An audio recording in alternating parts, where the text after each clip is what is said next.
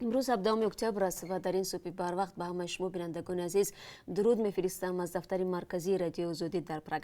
ساعت به وقت اینجا 7 است و در نوید بامدادی برایتان از توضیحات تاجیکستان و جهان میگویم. اما نخست میبینیم که آب و هواشناسان برای امروز چگونه هوا را پیش بینی کردند.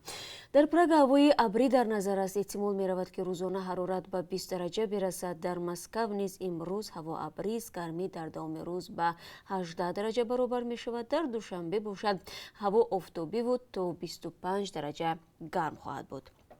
دو عضو کنگره آمریکا با ارسال نامه به امام علی رحمان رئیس جمهوری تاجیکستان از خبرها درباره آزار و اذیت، تهدید و در شماری از موردها ندادن اجازت نامه کار به کارمندان بخش تاجیکی رادیو آزادی نگرانی کردند. این دو عضو کنگره آمریکا در این نامه خود به پرزیدنت تاجیکستان گفتند که در حالت ادامه این وضعیت ما از این ترس داریم که احتمالاً مناسبت‌های آمریکا و تاجیکستان آسیب ببیند و به آبروی تاجیکستان لطمه زند. در نامه آدم اسچیف و استیف چابوت از روز 9 اکتبر اشاره شده است که در حال حاضر 9 خبرنگار و کارمندان دیگر بیوروی رادیو آزادی در دوشنبه بنابر نداشتن اجازت نامه کار از سوی وزارت امور خارجه تاجیکستان از ادامه فعالیت محروم میباشند. از جمله 3 نفری که برای کار استخدام شدند و 6 نفر دیگر با شمول رهبری بیورو و 1 نفر دیگر از سال 2017 به این سو در انتظار دریافت اجازت نامه کار از سوی وزارت امور خارجه تاجیکستان هستند.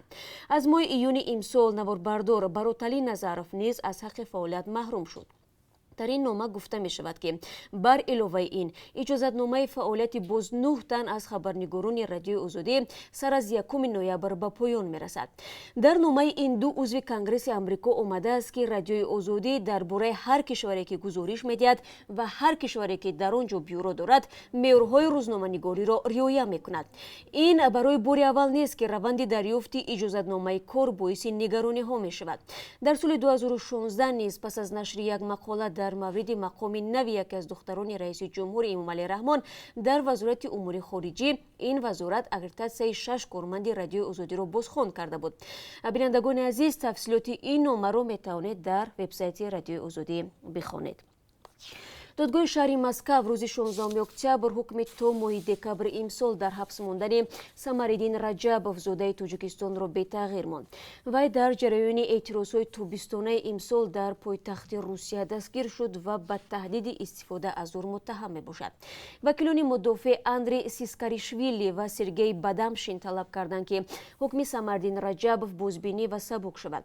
اما دادرس حکم قبلی را به تغییر گذاشت. قبلا تفتیشات رجبوف را با 2 ماده کودکس جنایی به ترتیب‌های عمومی و استفاده از زور نسبت به نماینده حکومت ایبدار میکرد.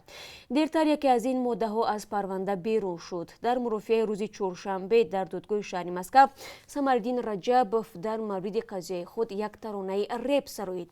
در جریان محاکمه او رپسرای معروف در روسیه اکسیمیرون نیز حضور داشت. در پایان مرافعه اکسیمیرون از رجبوف پرسید که با کی میخواست رپ سرایت. رجبوف گفت با او. قبل از این پاول دریویانکا هنرمند معروف تئاتر و سینما در روسیه به دفاع از سمرالدین رجبوف صدا بلند کرده بود، ولی مقامات این دعوت‌ها را به اعتبار نگرفتند. رجبوف 21 ساله که روز 2 آگوست امسال با حکم دادگاه به حبس گرفته شد در زندان ماتروسکای تیشینه مسکو نگاه داشته میشود. او زاده تاجیکستان است ولی در روسیه مکتب را ختم کرده به وی رسیده است و عین زمان شهروندی این کشور را دارد. به گفته وکیل مدافع، اتهام استفاده از زور بر پایه شکایت لینیک یک کارمند پلیس که به پراکنده کردن تظاهرگران مشغول بود اعلام شده است. مقامات روسیه میگن سمرالدین رجبوف به سر لینیک یک ظرف پلاستیکی آب را هوا داده است. لینیک در بیاناتش گفته است من در پشت گردنم ضربه را احساس کردم که دردناک بود، اما لینیک گفته است دقیق نمیداند که به سوی او این ظرف پلاستیکی را کی هوا داده است. یک منبع رادیو آزادی از ولایت مختار کوهستان بدخشان اطلاع داد که در نتیجه دایر کردن ارزیابی میان خدمتچیان دولتی از سوی آژانس خدمت دولتی نزد پرزیدنت تاجیکستان بیش از 90 نفر از مقام‌های خود رانده شدند. در حکومت ولایت بدخشان برکناری‌ها را تصدیق کردند، اما شماره دقیق آن را نگفتند. کارمند پیشین یکی از نهادهای دولتی در ولایت گفت که در وظیفه خود 8 سال کار کرده است. در نتیجه تفتیشی که در دایره ارزیابی خدمتچیان دولتی که تحت رئاست معاون رئیس دستگاه اجرایی پرزیدنت مظفر اشوریان گذرانده شد او از مقام خود محروم گردید. وی از آن حیران است که در دوام 8 سال کار و حتی وقت ارزیابی پیشترک کسی چیزی نگفت و حالا این تصمیم را غیر قانونی می‌داند. رادیو آزادی همچنین با کارمندان دیگری مقامات گمرک و اندوز ولایت تماس گرفت که از قراری به گفته آنها به اساس برکناری شکایت داشتند، ولی از حضور نظر آشکارا با مطبوعات خودداری کردند، زیرا به این نظرند که میتواند به پیدا کردن کار در آینده مشکل ایجاد کند. غالب نیتبیکов سخنگوی رئیس ولایت در صحبت تلفنی با رادیو آزادی گفت در حقیقت بعد از ارزیابی تعداد زیادی کارمندان از مقامات خود آزاد کرده شدند. او گفت شماره عمومی خدمتچیان دولتی در حدود ولایت 749 نفر می باشد. سردار شعبه ذخیره کادرهای آژانس خدمتی دولتی نزد پرزیدنت تاجیکستان الهام‌الدین یونسزاده هم نتوانست که شماره دقیق برکنار شده ها را بگوید. به گفته غالب نیتبیکов موافق معلومات رسمی سال گذشته در تاجیکستان 21,000 جای کاری در سوی خدمت دولتی موجود بوده است. بیشتر از 19,000 آن بند و باقی مانده خالی می باشند. در نتیجه ترکیش ماشین بمبگذاری شده در شرق افغانستان 3 افسر پلیس کشته شدند و 36 نفر دیگر به شمول 20 کودک جراحت برداشتند. ترکیش روز 16 اکتبر در نزد اداره پلیس در نویه علیشنگ ولایت لغمان رخ داده است. نصرت رحیمی سخنگوی وزارت امور داخلی افغانستان گفت در نتیجه ترکیش قسمی از یک مدرسه دینی ویران شده است. اسدالله دولتزی سخنگوی والی لغمان گفت که 20 نفر از مجروحان دانشجویان هستند. هیچ گروه مسئولیت ترکیش رو بر عهده نگرفته است. نصرت رحیمی حمله را کاری دستی طالبان خواند. افغانستان حالا منتظر نتیجه های دور اول انتخابات ریاست جمهوری است که ماه گذشته برگزار شد. انتخابات هم به حمله و بمبگذاری های طالبان همراه بود. سنجر جوبردیев یکی از ترانه‌نویسان معروف ازبکستان به رئیس جمهور شوکت میرزیویف شکایت کرده است که محض برای ریشش او را به تلویزیون ها و مرکه‌های دولتی راه نمیدهند. او که با نام سنجی معروف است روز 8 اکتبر با نشر یک ویدیوی در یوتیوب به رئیس جمهور ازبکستان مراجعه کرد. در این ویدیو میگوید 3 سال پیش از روسیه به وطنش بازگشت تا در رشد موسیقی پاپ در ازبکستان سهم گذارد.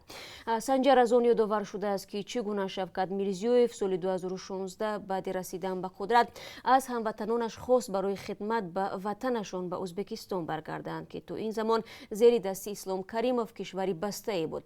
به گفته سنجی او دیگر در جشن و مراسم خصوصی هنرنمایی میکند چون مقامات واضح نشان دادند که برای ریشش او را به جشن و مراسم دولتی راه نمیدهند. از حق برگزار کردن کنسرت هم محروم است. سنجی 41 ساله به شوکت میرزیویف مراجعه میکند که در گرفتن اجازه برای برگزاری کنسرتش مساعدت نماید. بعد بازگشت در سال 2016 او نتوانسته است در ازبکستان کنسرت دایر کند. سنجی یک قبضه ریشی موش و برنج دارد و در ویدیو و عکس‌ها با کلاه ظاهر می شود. راجع به اسلام هم ترانه نمی سراید و قیافه جوانی اعتقادمند رو هم ندارد. او میگوید ریشی من معنای آن را ندارد که من نیت دارم کسی را نصیحت و یا به سیاست دخالت کنم. ترانه سرای ازبک در عین حال میگوید قصد گرفتن ریشش رو هم ندارد چون قانون هیچ کسی را از حق گذاشتن ریش محروم نکرده است. ضمناً مقامات ازبکستان در گذشته بعضی از آوازخوان‌ها را برای به گفته آنها لباس‌های بی‌ادبانه یا سرپیچی از پخت چینی از حق هنرنمایی محروم کردند. دادگاه عالی جمهوری باشقورتستان نسبت یک شهروند 25 ساله تاجیکستان که به جان کارمند پلیس سوءقصد کرده است و در فروش غیر قانونی مواد مخدر در حجم کلان متهم شد حکم صادر کرد. گفته می شود ماه سپتامبر سال گذشته عبدالشونده هنگام تحت نظارت فوری قرار داشتند مواد مخدر را در یکی از گاراژها جایگیر کرده است. هنگام بازداشت گمانبر کوشش فرار می کند و به قسمت سینه و معده کارمند میلیسا چند کرد میزند. این شهروند تاجیکستان عیب خود را قسماً به گردن گرفته است. به همین ترتیب دادگاه او را به 15 سال زندان نظامش سخت محکوم نمود. گرانی پروازها از کشورهای خارجی به تاجیکستان و کمبود چنین خط سیرها، نبودن پروازها به ولایت مختار کوهستان بدخشان و کمبود مهمانخانه ها و شرایط بهداشتی از جمله حاجتخانه ها از مشکلات اصلی در راه رشد عرصه سیاحی در تاجیکستان بوده است. این کمبودی ها در جریان یک تحقیقات بانک جهانی در تاجیکستان معین شده است که دیروز در دوشنبه معرفی گردید. صورت تویماستوف رهبر شرکت سیاحی سفری پامیر میگوید که که در تهیه این تحقیقات شرکت داشت و با نتایج آن کاملا موافق است. او گفت ما معین کردیم که پروازها از کشورهای خارجی به تاجیکستان در مقایسه با پروازها به قزاقستان یا قرقیزستان از 40 تا 45% گرانتر است. گذشته از این به سمت بدخشان که منطقه دوست داشته سیاحان خارجی است پروازها اصلا وجود ندارند. نومان عبدالغفورزاده رئیس کمیته رشد سیاحی تاجیکستان که در معرفی پژوهش اشتراک داشت میگوید تنها در 9 ماه سال جاری حدود 1 میلیون جهانگردان خارجی به تاجیکستان سفر کردند. در همین حال متخصص پیشبر بانک جهانی خبر داد که اخیراً این مؤسسه بین‌المللی مالی برای رشد دهات تاجیکستان 30 میلیون دلار اختصاص داده است که حدود 5 میلیون از این مبلغ برای توسعه عرصه سیاحی در 4 ناحیه نزد مرزی ولایت ختلان و 3 ناحیه ولایت مختار کوهستان بدخشان صرف خواهد شد. و بینندگان عزیز رسیدیم به قسمتی که من برای شما از قرب اسعار خارجی خواهم گفت که برای امروز از طرف بانک ملی این گونه تعیین شده است. $1 9.69 درم است، 1 یورو برابر است به 10 سومونی و 70 درم و 1000 روبل روسی با 150 سومونی و 40 درم خریده و فروخته می شود. تشکر میگم که چند دقیقه خودتون را در این صبح بر وقت به شنیدن خبرهای تازه از من شالوگ خوجت در رادیو آزادی بخشیدید. فراموش نکنید که ما شما را در دوام روز منتظر خواهیم بود. روزی خوب داشته باشید.